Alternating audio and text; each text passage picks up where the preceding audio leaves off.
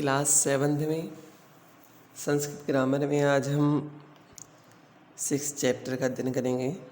छठे पाठ का हमारा नाम है संधि प्रकरणम।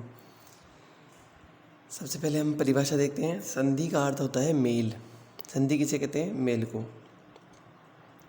व्याकरण में दो समीपस्थ यानी समीप में स्थित वर्णों के मेल से होने वाले परिवर्तन को संधि कहते हैं। सबसे पहले हमें समझना है संधि किसे कहते हैं। तो व्याकरण में दो पास में जो वर्ण होते हैं उनके मेल से जो परिवर्तन होता है उसे हम संधि के नाम से जानते हैं। जैसे हिम प्लस आलय है तो ये शब्द बने गया हिमालय है। देखिए इसमें हिम के अंदर मैं शब्द के अंदर ए है और इसमें आ है, तो ए प्लस आ। देखिए यहाँ पर ए प्लस आ बराबर आ, तो क्या शब्द है? हिमालय है। तो ये संधि हो गई हमारे पास। वैसे अगला शब्द है देव प्लस इंद्र है, ये ए है, यहाँ पर ई है, तो ये ए प्लस ई ए हो जाता है तो देवेंद्र शब्द बन गया। सदा प्लस ए आ के बाद में ए है तो डबल ए की मात्रा हो गई, आ प्लस ए बराबर ए। प्रति प्लस एकम ई की मात्रा है और ए की मात्रा है, इसका ये बन गया प्रत्येकम शब्द बन गया। अभी कैसे बना वो हम संधि पढ़ेंगे जब आगे देखेंगे विस्तार से। आपको भी ये देखना है कि वर्णों के मेल से दो पास में जो वर्ण होते हैं उनके मेल से जो परिवर्तन होता है उसे हम संधि के नाम से जानते हैं।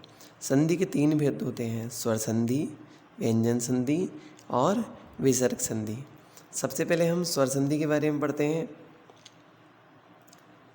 स्वर संधि एक स्वर के साथ दूसरे स्वर के मेल होने से जो परिवर्तन होता है उसे स्वर संधि कहते हैं। स्वर संधि के भेद इस प्रकार है।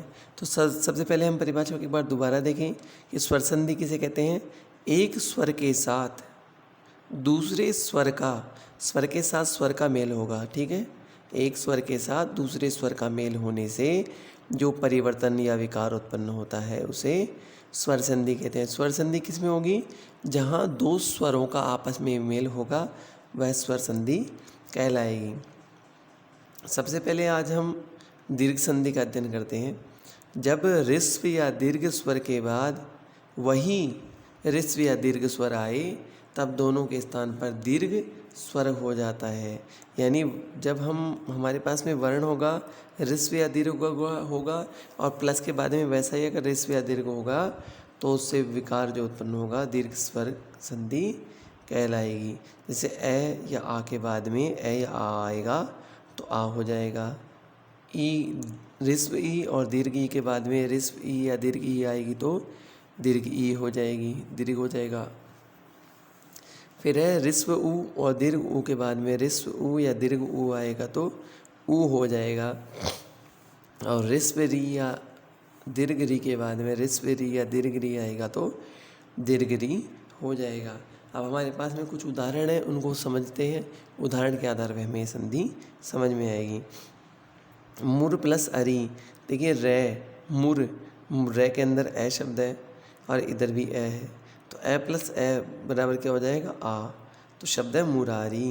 ए प्लस ए बराबर आ, मुरारी शब्द है। पहले हिम प्लस आलय है, हिम के अंदर ए है इधर आ है, तो ए प्लस आ बराबर आ यानी हिमालय है। फिर है विद्या प्लस अर्थी, तो विद्या आ और इधर ए, आ प्लस ए बराबर भी आ होता है तो विद्यार्थी। और अगला है विद्या प्लस आलय है, तो आ प्लस आ बराबर भी आ होगा तो विद्यालय शब्द। तो यहाँ देखिए ए प्लस ए बराबर आ, ए प्लस आ बराबर आ प्लस ए बराबर आ और आ प्लस आ बराबर भी आ। दीर्घ हो या ऋस्व हो कोई सा भी अगर होगा वर्ण, अगर उसी के समान है तो उसी के समान अगला वर्ण दीर्घ हो जाएगा। अगला देखें ई का मुनि प्लस इंद्र है, शब्द हमारे पास में मुनि प्लस इंद्र है तो मुनिंद्र है। ऋस्व ई प्लस ऋस्व ई, इसका हो जाएगा दीर्घ ई।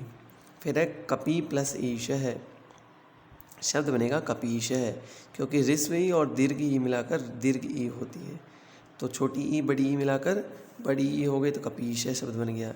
फिर है सुधी प्लस इंद्र है, सुधी बड़ी ई की मात्रा है और इधर छोटी ई की मात्रा है तो बड़ी ई की मात्रा हो जाएगी सुधींद्र, यानी दीर्घ ई प्लस ऋस्व ई मिलके क्या बन जाएगा? दीर्घ ई। फिर है श्री प्लस ईश है, श्री बड़ी मात्रा है और ईश ये बड़ी मात्रा है, ये शब्द बन जाएगा हमारे पास में श्रीशः, यानी दोनों बड़ी मात्राएं मिलकर भी बड़ी मात्रा ही होगी। फिर है गुरु प्लस उपदेश है, तो छोटा ऊ है, इधर भी छोटा ऊ है तो बड़ा ऊ बन जाएगा। देखिए छोटा ऊ जब लगाते हैं, जैसे गुरु के शब्द छोटा ऊ लगा हुआ है तो रैकेट छोटे ऊ की मात्रा है, लेकिन जब बड़ा ऊ लगाएंगे तो पीछे से ये गोला बन जाएगा। तो ये गोला बनना क्या कहलाता है? दीर्घ ऊ की मात्रा कहलाती है।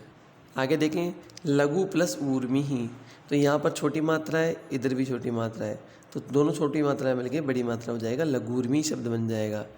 अगला है वधु प्लस उत्सव है, बड़ी ऊ की मात्रा है, इधर छोटी ऊ की मात्रा है, तो दोनों मिलके बड़ी ऊ की मात्रा हो जाएगी, तो वधूत्सव है। फिर है भू प्लस ऊर्जा, तो भूर्जा, यानी बड़ी ऊ छोटा ऊ, यहाँ पर बड़ा ऊ है, ये भी बड़ा ऊ है, तो बड़ा ऊ मिलके क्या बनेगा? बड़ा ऊ बन जाएगा। फिर है पितृ प्लस रिद्धि, तो पितृ री की मात्रा है और इधर रिद्धि ये भी री की मात्रा है, तो जो दोनों जो री है, ऋस्व री है, उसकी दीर्घ री बन जाएगी। ऋस्व री में देखिए यहाँ पर एक मात्रा रहती है, तो री के पीछे वाली साइड में एक मात्रा रहती है, जबकि दीर्घ में नीचे दो गुंडियाँ हो जाती है, दो मात्रा लग जाती है। फिर है मातृ प्लस ऋणम, तो यहाँ हो जाएगा मातृऋणम, छोटा री फिर छोटा री, दोनों को मिलाने के बड़ा री हो जाता है। इस प्रकार हमने आज दीर्घ संधि के बारे में पढ़ा। तो आपने जो उदाहरण पढ़े इनको दोबारा समझ के हल करें। दीर्घ संधि की आप परिभाषा याद करें, किसका नियम क्या है, कैसे दीर्घ संधि बनती है। हमने ये जो दीर्घ संधि की परिभाषा पढ़ी है, तो आप संधि की परिभाषा पढ़ें, इसको समझें कि इसकी परिभाषा क्या होती है, किस प्रकार शब्द बनते हैं, संधि के भेद कौन कौन से हैं।